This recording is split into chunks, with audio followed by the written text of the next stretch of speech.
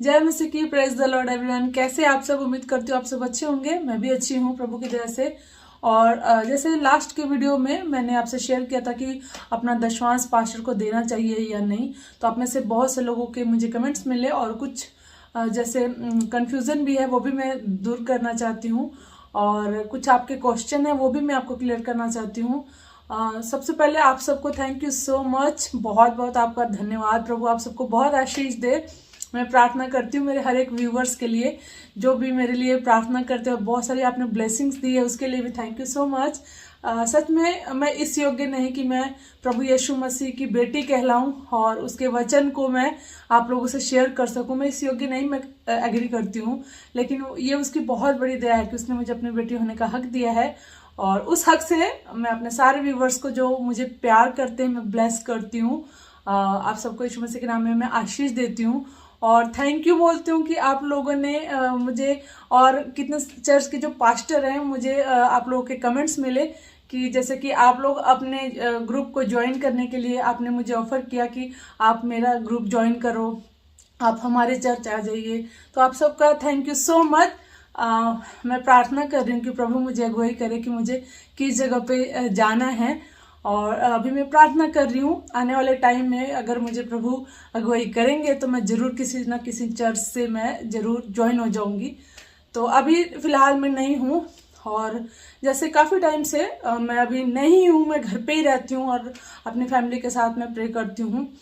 और सच बताऊं तो मेरे जीवन में परमेश्वर की उपस्थिति है, मेरे परिवार में परमेश्वर की उपस्थिति है। मैंने कभी अपनी बीमारी के लिए या अपने घर में चंगाई के लिए, ब्लेसिंग्स के लिए कभी किसी पास्टर को फ़ोन नहीं किया कि आप प्रेयर करें हमारे लिए, कभी कुछ नहीं। हम सब इकट्ठे होकर प्रार्थना करते हैं और सब ठीक हो जाता है। और मतलब प्रभु हमें घर में ही सारी ब्लेसिंग देते हैं। पर इसका मतलब ये नहीं है कि आप चर्च ना जाए। जो लोग चर्च जाते हैं आप जरूर चर्च जाइए। अगर आपका चर्च अच्छा है, जैसे आपको वहाँ पे वचन मिलता है, वचन का प्रचार होता है, आत्मिक भोजन मिलता है, तो आप जरूर जाइए। मेरी बात अलग है, आप मुझे देख के ना चले। और सही बताऊं तो आप मुझे फॉलो भी ना करें, आप यीशु मसीह को फॉलो करें। जैसे मैंने किसी पास्टर को फॉलो नहीं किया, जब जैसे कि मेरा एक बैकग्राउंड अलग से आता है, मैं अन्य जाति से हूँ, तो अन्य जाति का कोई भी पास्टर को ही देखेगा ना। शुरू शुरू में तो वो बाइबल नहीं पढ़ लेगा ना, यीशु मसीह को जानता नहीं है ना कि कौन है यीशु मसीह। बस चमत्कार देखा और चमत्कार को नमस्कार, तो फिर वो पास्टर को ही यीशु मसीह समझेगा ना। तो पास्टर का भी फर्ज बनता है कि वो यीशु मसीह के कैरेक्टर को दर्शाए, ठीक है। क्योंकि परमेश्वर ने, प्रभु यीशु मसीह ने अपने बाद किसी भी पास्टर को वो अधिकार दिया है कि हाँ आप परमेश्वर को रिप्रेजेंट करें। तो बहुत से आप लोग के जो भी क्वेश्चन है मैं क्लियर करना चाहती हूँ। एक तो थैंक यू सो मच, आप लोग मेरे लिए प्रार्थना करते हैं उसके लिए भी थैंक यू सो मच। और आप लोगों ने अपने अपने चर्च में मुझे ऑफर किया ज्वाइन होने के लिए कि आपके चर्च में मैं आऊँ।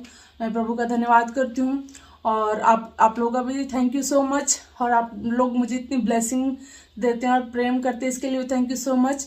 और मैं आप लोगों का वो आया कमेंट कि मैं अपना सिर को ढक के तब वचन का प्रचार करूं। अभी तो मैं वचन नहीं बता रही हूँ। मैं पिछले वीडियो में जो मैंने आपसे शेयर किया कि मैंने अपना दशमांश जहां दिया था और मेरा एक्सपीरियंस क्या रहा, और मैंने अपना जो फर्स्ट सैलरी थी वो मैंने यीशु मसीह को दी। तो मैंने उसमें क्या क्या गलतियां भी की, वो मैं वीडियो बहुत ज़्यादा लंबी हो जाती है इसलिए मैं शेयर नहीं कर पाई थी। लेकिन जैसे मैंने वो वीडियो एंड किया, बहुत कुछ ऐसी बातें रह जाती है जो बाद में मुझे परमेश्वर की आत्मा में जब मुझे अगुवाई होती है तो मैं सोचती हूँ कि शेयर कर दूं, बट लेकिन जैसे घर में कोई काम आ जाता है या कुछ तो मैं उसमें भी बिजी हो जाती हूँ। तो जैसे मुझे आत्मा में आवाज आई कि जो मैंने गलतियां की ना वो भी मैं आपसे शेयर करूं, ठीक है। तो मेरे अंदर से एक आवाज आई कि मैं आपसे शेयर करूं कि पास्टर को तो देना चाहिए अपना दशमांश, लेकिन किस प्रकार के पास्टर को अपना दशमांश देना चाहिए, अपना दान देना चाहिए, अपनी ऑफरिंग देनी चाहिए, ठीक है। आपको आई होप समझ आ रहा होगा मैं क्या बोलना चाहती हूँ। अपना जो दशमांश है पास्टर को देना चाहिए, लेकिन अपना दशमांश किस प्रकार के पास्टर को देना चाहिए, किस तरह का होना चाहिए। जो प्रभु का दास है, प्रभु का जो सेवक है, वो किस प्रकार का होना चाहिए। देखो सबसे पहले मैं क्लियर करती हूँ, मैं कोई पास्टर नहीं हूँ, मेरा क्रिश्चियन बैकग्राउंड नहीं है, मैं अपने पूरे खानदान में अकेली विश्वासी हूँ और प्रभु की दया से मैं अभी तक विश्वास में हूँ। मेरी जो जहाँ मेरी शादी हुई है वो पूरी फैमिली विश्वास में है। मुझे किसी रिश्तेदार, किसी आस पड़ोस में, किसी के भी सामने ये बोलने में बिल्कुल शर्म नहीं आती कि मैं यीशु मसीह पर विश्वास करती हूँ, यीशु मसीह को मैंने देखा और यीशु मसीह की मैं गवाह हूँ। बल्कि मैं अपना सीना ठोक के गर्व से कहती हूँ कि हाँ, मैंने यीशु मसीह को देखा और मैं यीशु मसीह की गवाह हूँ। चाहे कोई मुझे पागल बोले, चाहे बिलीव ना करे और चाहे कोई कितना भी मजाक उड़ाए, ठीक है, मैं तैयार हूँ। और इसीलिए मैं अपने इस चैनल पर मैं गवाही शेयर कर रही हूँ। और क्योंकि वचन में परमेश्वर ने मुझे दिया है कि जब तक समय है काम करना चाहिए, जब तक दिन है काम करना है, क्योंकि बहुत जल्दी वो रात का समय आने वाला है जब कोई काम नहीं होगा। तो जितना दिन हम प्रचार कर सके यीशु मसीह का, हम जरूर करेंगे। जहाँ तक मेरा सवाल है, बहुत से लोग ये देख भी रहे हैं कि मैं कोई प्रचारक नहीं हूँ, मैं यीशु मसीह की वो कोई पास्टर नहीं हूँ मैं। और सही क्लियर कर लेती हूँ कि मैं पास्टर बनना भी नहीं चाहती हूँ, ठीक है, क्योंकि मैंने ऑलरेडी 4-5 साल तक सेवकाई की है। मेरे घर में हाउस चर्च लगता था और सब मैं खुद करती थी और मेरे हस्बैंड करते थे, ठीक है, वो एक अलग विषय है। और मेरे पास गवाहियां हैं, वीडियोस है भर भर के। लेकिन सही बोलूँ ना तो मैं उसकी मार्केटिंग नहीं करना चाहती हूँ। जैसे बड़े बड़े पास्टर लोग मेगा चर्चेस के कर रहे हैं ना, ये चमत्कार हो गया, वो हिल हो गया। जब मैं अपने घर में सेवकाई करती थी तो कैंसर तक ठीक हुआ है। मैं जानती हूँ एक टाइम था जब मैं यीशु मसीह से नफरत करती थी और यीशु मसीह के नाम पर थूक फेंकती थी, हाँ। और जैसे यीशु मसीह का लोग मजाक उड़ाते हैं, मैं भी मजाक उड़ाती थी। लेकिन प्रभु कैसे मेरे जीवन में आए और मैंने कैसे यीशु मसीह को जाना और आज मैं पूरी तरह से यीशु मसीह की हूँ। और यीशु मसीह के बारे में कोई अन्य जाति में से कोई कुछ बोलता है, बुरा बोलता है, तो मेरे से बर्दाश्त नहीं होता है।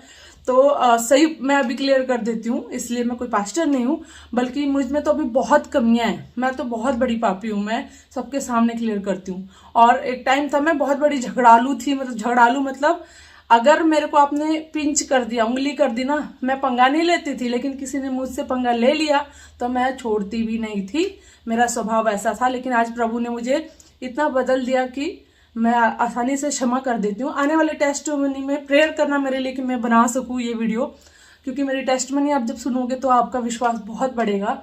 अगर किसी के पास चर्च नहीं है, जो आप चर्च नहीं जाते हो, तो घबराने की जरूरत नहीं है। हम खुद यीशु मसीह के चर्च हैं। हमारा शरीर पवित्र आत्मा का मंदिर है। यीशु मसीह ने क्या बोला कि जब तुम मुझ में बने रहोगे तो और मैं तुम में बना रहूंगा तो मैं और पिता तुम्हारे साथ आकर वास करेंगे, है ना। पवित्र आत्मा के मंदिर जो हमारा शरीर है, उसको उस लायक हमें बनाना भी है कि परमेश्वर इसमें रहे। ऐसा नहीं कि परमेश्वर का दम घुटने लगे हमारे अंदर। तो मैं जानती हूँ कि बहुत से लोग ये बोल रहे हैं। कई लोगों ने बोला कि आप तो वीडियोस बनाते थे, ऐसा डांस वाले वीडियो बनाते हो। भाई साहब, मेरी टेस्टमनी वाली वीडियो आने वाली है, उसमें आपको क्लियर हो जाएगी। मैंने तो यूट्यूब छोड़ भी दिया था। जो मेरे फ्रेंड्स है, जो यूट्यूब पर मेरे सब्सक्राइबर है, यूट्यूब फैमिली है, तो उन्होंने बहुत रिक्वेस्ट की, इसलिए मुझे वापस आना पड़ा। वरना परमेश्वर की दया से मुझे किसी चीज की कमी नहीं है। लिखा है ना कि खाने और पहनने को जब होना तो उतने में ही धन्यवाद बोलना चाहिए परमेश्वर का। मुझे परमेश्वर ने अच्छा सब कुछ दिया है, ठीक है। तो चलिए हम अपने टॉपिक पर आते हैं कि हमें अपना दशमांश चर्च में जरूर देना चाहिए, ऑफरिंग देना चाहिए, अनाथ विधवाओं को देना चाहिए, ठीक है। ये आपको क्लियर हो गया होगा। जिन्होंने वीडियो नहीं देखी जाकर देख लेना। हाँ, कई लोगों ने बोला शिक्षा की कमी है, वचन की कमी है। मैं तो मानती हूँ। मैंने बोला ना 7 साल से बाइबल को रीड कर रही हूँ और 1% भी नहीं जानती हूँ, ठीक है। और इतना जान गई हूँ कि मुझे कोई धोखा नहीं दे सकता। परख की आत्मा मुझे परमेश्वर ने दी है। वचन में कोई मुझे गुमराह नहीं कर सकता। मुझ में कमियां बहुत है, मैं खुद एग्री करती हूँ। मैंने तो बोला ही नहीं कि वो फरीसियों की तरह, है ना। तो चलो कोई बात नहीं, अभी हम टॉपिक पर आते हैं। टॉपिक से हम भटकेंगे नहीं। तो किस तरह के पास्टर को देना चाहिए और हाँ, किस तरह के पास्टर को देना चाहिए और मैंने कब दशमांश देना बंद कर दिया, ठीक है। तो हम टॉपिक पे आते हैं। किस तरह के पास्टर को देना चाहिए। तो मुझे परमेश्वर की आत्मा ने दिखाया कि हमें ऐसे परमेश्वर के दास लोगों को देना चाहिए जो परमेश्वर की सेवा दिल से करते हैं और आपके लिए मेहनत करते हैं और दिन रात आपके लिए मेहनत करते हैं, आपकी आत्मा की चिंता करते हैं, आपकी फैमिली के लिए, पूरे सबके लिए उद्धार के लिए प्रार्थना करते हैं और वचन में आपको बढ़ाते हैं, परमेश्वर के राज्य में आपको बढ़ाते हैं, ना कि परमेश्वर के राज्य में और विश्वास में आपको खींचते हैं। जैसे मैं अपने विश्वास शेयर करती थी, तो जैसे वचन भी पढ़ती थी, तो जैसे 40 डेज फास्टिंग भी रखा, तो हमारे पास्टर जी ने बोला कि इसकी क्या जरूरत थी, जबकि वो 40 डेज फास्टिंग सही बताऊं तो मेरी औकात नहीं थी रखने की, वो पवित्र आत्मा की अगुवाई से मैंने रखा। सारी महिमा और इज्जत मैं यीशु मसीह के नाम को देती हूँ। मैं इस योग्य नहीं थी, उसकी दया हुई तभी मैं कर पाई, वरना मैं तो एक टाइम का खाना नहीं छोड़ सकती, ठीक है। और उसके बाद मैं बहुत ज्यादा फास्टिंग में थी और वीक में कम से कम मैं 3 फास्ट रखती थी। मेरी फैमिली जानती है इस बात को। और फ्राइडे, सैटरडे और संडे तो मैं रखती थी और बिना किसी को बताए, बस मेरे फैमिली में पता होता था, मेरे जो भी घर में लोग हैं उनको पता होता था कि मेरा फास्ट है और मैं उपवास प्रार्थना में बहुत रही हूँ। और वो भी मैं आप लोगों ने पूछा है ना कि 40 डेज फास्टिंग के बारे में भी मैं आपको बताऊं, वो आने वाले, मैं धीरे धीरे कोशिश कर रही हूँ कि सारे टॉपिक को कवर कर लूं। और एक मैं सोच रही हूँ कि कुछ विशेष जो भी परमेश्वर की अगुवाई से मेरे को टॉपिक मिल रहा है, मैं आप लोगों को जल्दी जल्दी बताते जाऊं, क्योंकि समय आ रहा है कि चैनल भी शायद बंद हो जाए, क्योंकि जैसे जो वचन प्रचार करते हैं ना, तो उनके चैनल भी बंद होने लग गए हैं और वीडियोस डिलीट हो जाती हैं। तो आप भी देख सकते हो मैं एक रिस्क ले रही हूँ, क्योंकि मेरा जो ये चैनल है ये मेरे इनकम का सोर्स था।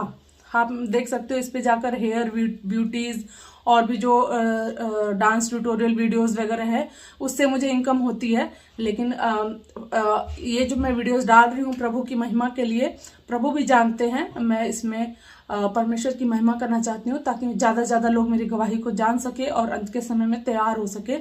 मैंने प्रभु से पूछा कि मेरा जो विजन है क्या है, वो मैं अलग बताऊंगी। प्रभु ने मुझे बताया। देखो, आप लोगों ने दर्शन के लिए भी बोला था कि जो मैंने दर्शन देखा है वो मैं आप लोगों से शेयर करूं। तो मेरी एक पुरानी वीडियोस है 4 साल 5 साल पहले की, उसमें जो दर्शन परमेश्वर ने दिखाया, आप पहले जाके वो मेरी टेस्टिमनी वाली वीडियोस देख लीजिएगा। उसके बाद मैं जो इस टाइम जो नई जो भी विजन और दर्शन जो मुझे नया मिला वो मैं आपसे शेयर करूंगी। पर कुछ दर्शन है जो वो पर्सनल है, वो मेरे लिए है, तो बाकी जो आप सबके लिए है वो मैं जरूर आपसे शेयर करूंगी। और ज्यादातर यही है कि अंत के समय में आपको तैयार रहना है, ठीक है। दूसरी बात, हाँ, अभी हम टॉपिक पे आते हैं कि माफ करना मैं बार बार टॉपिक से निकल जाती हूँ।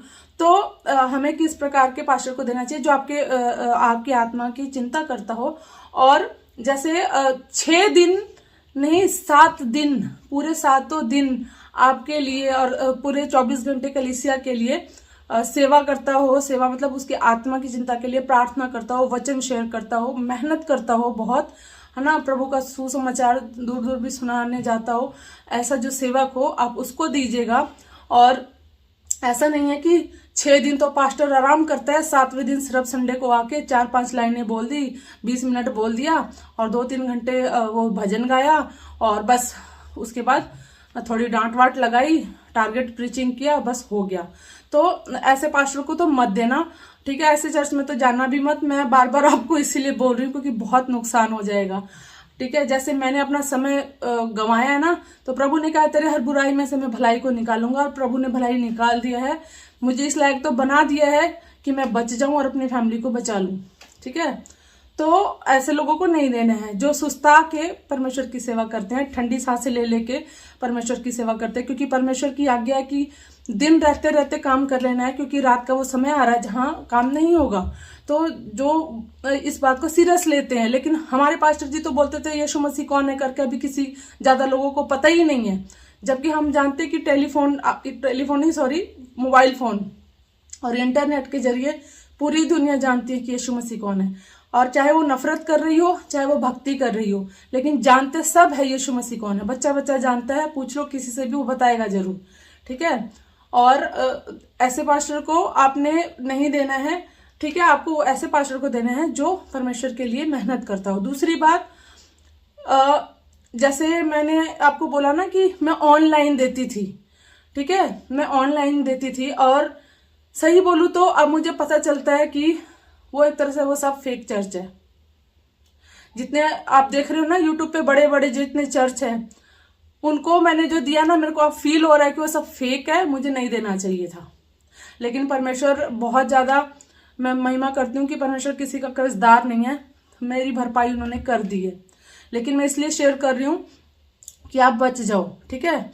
आप जैसे वो छोटे छोटे पास्टर होते हैं जो थोड़े गरीब टाइप के होते हैं, आपके आसपास में देखना, जो मतलब उनके लिए चर्च में भी कुछ सामान ना हो परमेश्वर की महिमा के लिए, जैसे चेयर्स ना हो, माइक ना हो, साउंड बॉक्स वगैरह ना हो, तो ऐसे लोगों को आपने देना है, ठीक है।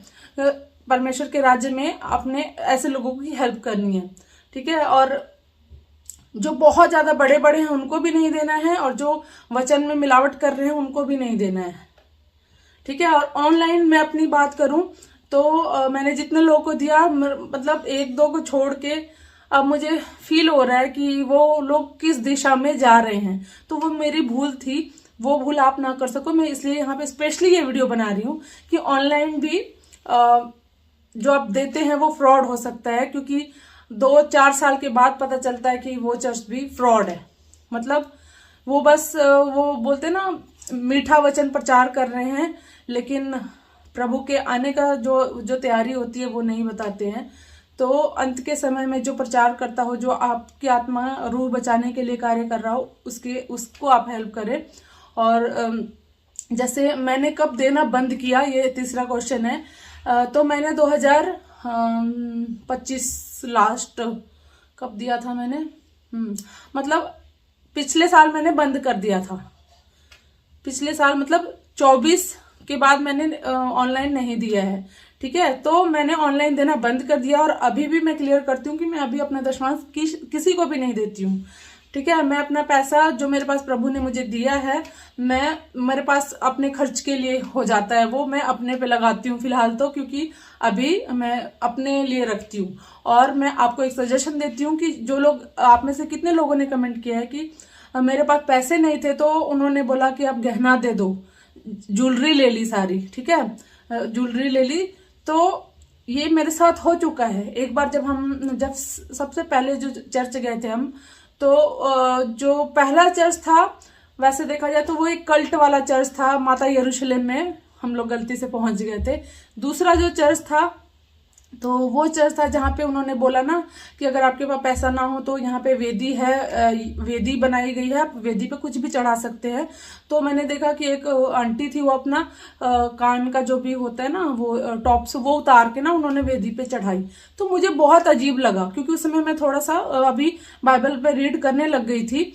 तो मुझे पता चल गया कि पुराना नियम का जो वेदी वाला सिस्टम है वो तो परमेश्वर ने खत्म कर दिया था, क्योंकि उसमें लिखा है ना कि फिर से ये जो वेदी बनाएगा और जो, तो वो श्रापित होगा।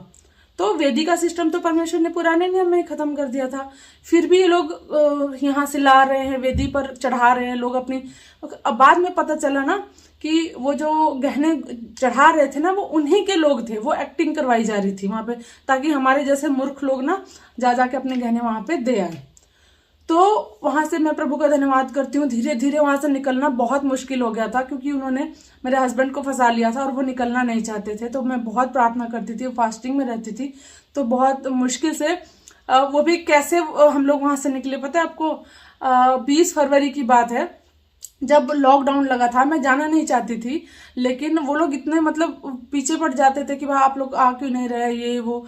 तब शुरू में मैं थोड़ी सी डरपोक थी, मैं बोल नहीं पाती थी और घबरा जाती थी बहुत। और सच बताऊं तो शुरू में मैं बहुत शाई लड़की थी, मैं बहुत कोमल, बोलते हैं ना एकदम सॉफ्ट, इतनी सॉफ्ट थी, हर बहुत मतलब कम बोलना, ज्यादा किसी से इतना नहीं बोलना। अगर जो लोग मुझे पहले से जानते हैं और मेरे वीडियोस को शुरू से देख रहे हैं 2017-18 से, तो वो लोग मुझे जानते हैं मेरे नेचर को कि कैसा है। आप भी जाके देख सकते हैं। मैंने इस चैनल से इसलिए कोई वीडियो वगैरह मैं डिलीट नहीं करूंगी, ताकि आपको सब पहले का पता चले मेरे बारे में। तो मैं कुछ नहीं बोल पाती थी, बहुत डर लगता था कि मैं कैसे पीछे छुड़ाऊं। फिर क्या हुआ ना कि, और मैं अपने हस्बैंड को बोलती थी कि मुझे अब नहीं जाना चाहिए, तो वो गुस्सा होने लग जाते थे कि वो तो फोन कर रहे हैं, 20 बार फोन कर रहे हैं, पीछा नहीं छोड़ रही है वो। तो वहां से क्या हुआ कि उस दिन ना लॉकडाउन का अनाउंसमेंट हो गया कि आज से लॉकडाउन लग रहा है, कि कोई कहीं नहीं जाएगा, और चर्च भी मतलब बंद हो गया। तो इतनी खुशी मुझे हुई ना कि प्रभु तेरा धन्यवाद, मुझे मेरा पीछा छुड़ाया। तो बहुत मुश्किल से ऐसे जगह से पीछा प्रभु ने छुड़ाया, और मैं धन्यवाद करती हूँ। तो आप में से भी बहुत से लोगों के साथ ये सेम हुआ है। और जो लोग नए हैं तो उनको मैं यही बोलना चाहती हूँ कि बच के रहना। जो लोग ऐसे ज्वेलरी बोलते हैं ना, ज्वेलरी चढ़ा दो, ये गलत है। आप खुद सोचो, जो यीशु मसीह ब्रह्मांड का परमेश्वर है, उसको किसी चीज की कमी नहीं है। आप उसको क्या दे सकते हैं? उसको किसी चीज की कमी नहीं है। आपका प्रेम चाहिए उसको, आपका विश्वास चाहिए। कि यीशु मसीह कहता है ना कि तुम्हें राई के दाने के जितना विश्वास हो ना, मतलब परमेश्वर के पास जो आते हैं ना, उनको विश्वास करना चाहिए कि परमेश्वर है। परमेश्वर को प्रसन्न करने का सबसे आसान तरीका है कि आप ये विश्वास करें कि वो है, और जिसको भेजा है यीशु मसीह को, उस पर विश्वास करें कि यीशु मसीह ने हमारे पापों के लिए जान दी, कि यीशु मसीह ने हमारे पापों के लिए अपनी जान दी है। ठीक है, ये मत देखो कि कौन आपका मजाक उड़ाता है। आने वाले टाइम में तो और भी ज्यादा लोग यीशु मसीह का मजाक उड़ाएंगे। यीशु मसीह कहते हैं कि धन्य है वे जो मुझे बिना देखे प्रेम करते हैं। मतलब मान लो कि सही बताऊं तो मैंने भी यीशु मसीह को इतनी बार देखा, दर्शन में देखा, और यही रीजन है जो मेरे साथ कुछ भी हुआ और बहुत मतलब ऐसी घटनाएं हुई जिससे मेरा विश्वास नहीं टूटने पाया। मैं धन्यवाद करती हूँ, प्रभु को महिमा देती हूँ, क्योंकि उसकी दया और अनुग्रह के बिना ये नहीं हो सकता। ठीक है, कि कुछ भी हो जाए, मैंने इंसानों को छोड़ दिया, रिश्तेदारों को छोड़ दिया, सबको छोड़ दिया, लेकिन मेरे विश्वास को नहीं छोड़ा मैंने, क्योंकि मैंने उसको देखा है कि वो कौन है। और सही बताऊं तो उससे पहले से ही मैं बहुत ज्यादा प्रेम करती थी यीशु मसीह से, और यही रीजन है जो यीशु मसीह ने अपने आप को मुझ पर प्रकट किया। ठीक है, तो और जो मैं अपने परिवार में जो बोलती हूँ वो सब पूरा हो जाता है। तो इस वजह से जो मेरी फैमिली है वो भी विश्वास करती है प्रभु यीशु मसीह पर कि हाँ वो है, क्योंकि ये गवाही है ना कि अगर यीशु मसीह पर अगर आपको अगर लगता है ना डाउट है कि यीशु मसीह नहीं है, तो आप प्रार्थना करो, उसके नाम से जो मांगो वो हो जाएगा। और जो वो काम होगा ना, वो काम इस बात का प्रूफ है कि यीशु मसीह सच्चा परमेश्वर है, वो जिंदा परमेश्वर है। ठीक है, बाकी मेरी टेस्टमनी वाले वीडियोस में मैं बताऊंगी कि मेरी जो फैमिली है, मेरे मदर इन लॉ, मेरे फादर इन लॉ, ये बहुत स्ट्रिक्ट थे, लेकिन यीशु मसीह ने कैसे उनको बदला, ये सब आने वाले टाइम में मैं आपसे शेयर करूंगी। लेकिन फिलहाल के लिए मैं आपसे यही शेयर करना चाहती हूँ कि अपनी जो मेहनत की आपकी कमाई है वो आप अभी फिलहाल तो, क्योंकि अगर आप कर्जे में, आप में से कई लोगों ने बोला कि आपके पास नहीं है, तो आपको देने की जरूरत नहीं है। जब अब्राहम, जो दशवांश वाली हमने बात की थी ना, अब्राहम वाली बात की, अब्राहम सबसे पहले ये दशवांश अब्राहम ने दिया था। ठीक है, अब्राहम ने दिया था मलिकिसिदक को। तो जो अब्राहम था ना वो बहुत अमीर था। ठीक है, बहुत अमीर था, और वो जो लूट का सामान लेकर आया था ना, उसमें से उसने दिया था। हाँ ठीक है, और जो पुराने नियम में भी आप देखोगे तो दशवांश का कोई सिस्टम नहीं है, उसमें अनाज का है और पशु का है। जो भी जो घर में जो लोग खेती करते थे ना, वो सब मंदिर में देने के लिए, पैसे की बात नहीं हुई थी। और नए नियम में भी यीशु मसीह ने बोला कि कोई दशवांश का रूल नहीं है, प्रसन्न से, हर्ष से देने वाले से परमेश्वर प्रेम रखता है, और परमेश्वर को अच्छा लगता है जो आप खुशी से दें, ना कि दबाव में। और जैसे ये लोग पास्टर लोग मलाकी का 3:10 का जो प्रचार करते हैं ना, तो वो डरा डरा के अगर जो दशवांश मांगते हैं, पैसे मांगते हैं ना, और कहते हैं कि नहीं देने पर श्राप आएगा, तो ये गलत है। और ऐसे चर्च में आपको देना नहीं है, और ऐसे पास्टर को देना नहीं है, ऐसे पास्टर के पास भी नहीं जाना, क्योंकि फिर ये लोग सिर्फ पैसे के लिए सेवा कर रहे हैं, इनको कोई प्रेम नहीं है। कोई कहते हैं ना, आप तो स्पिरिचुअल फादर बोल दोगे, लेकिन वो आपको अपना बच्चा नहीं समझ सकते। मैंने फील किया है, जितना मर्जी स्पिरिचुअल फादर बोल लो, स्पिरिचुअल मदर बोल लो, वो मदर और फादर नहीं होने वाले हैं। ठीक है, क्योंकि जो पैदा करने वाले माँ बाप होते हैं, उनसे बढ़कर प्रेम करने वाला परमेश्वर के बाद और कोई नहीं हो सकता। ये मेरे पर्सनल एक्सपीरियंस है। ठीक है, हम लाख गुना बुराई करें, हम गलती करें, पाप करें, हमारे माँ बाप हमको प्रेम करेंगे, वो भी बिना शर्त के। ठीक है, और एक बात मैंने और नोटिस की है कि आपने देखा है कभी, आप बाइबल अगर पढ़ते हो तो आपको पता चलेगा, पुराने नियम में जैसे आज के पास्टर लोग पुराने नियम के वचन को लेकर दशवांश के लिए बोलते हैं, तो वो लेवीय लोगों के लिए था एक तो। ठीक है, वो लेवी लोग काम नहीं करते थे, परमेश्वर की सेवा करते थे, वो जाति है लेवी। लेकिन आज के जो पास्टर्स हैं वो काम नहीं करते हैं, वो सिर्फ वो सेवकाई को ही, बाइबल में लिखा है ना, संतोष सहित भक्ति बड़ी कमाई है। मतलब भक्ति के लिए जोर दिया गया है। भक्ति को कमाई से आप कैसे कंपेयर कर सकते हो? हाँ, सुसमाचार जो सुनाता है उसकी रोजी रोटी उससे हो, लेकिन ज्यादातर क्या करते हैं कि बस चर्च खोला हुआ है, वचन प्रचार नहीं करते हैं। ठीक है, और बस उसी से उनका काम चल रहा है, और दूसरी बात, पुराने नियम में जितने भी जो सेवक होते थे परमेश्वर के, जो परमेश्वर की सेवा करते थे, नबी होते थे वो, और आज के जो भी परमेश्वर के सेवक हैं या नबी है, जो कुछ भी बोलते हैं अपने आप को, जो भी दास बोलते हैं, ठीक है, ये पुराने नियम में जितने भी नबी होते थे और भविष्यवक्ता होते थे, जो परमेश्वर की सेवा करते थे, परमेश्वर के दास होते थे, वो सब गरीब होते थे। और उस समय जो प्रजा होती थी ना, वो अमीर होती थी। लेकिन आज का अगर आप देखो तो आज के टाइम में जितने भी पास्टर हैं, ठीक है, और जो अपने आप को भविष्यवक्ता बोलते हैं, ये लोग अमीर है और कलीसिया गरीब है।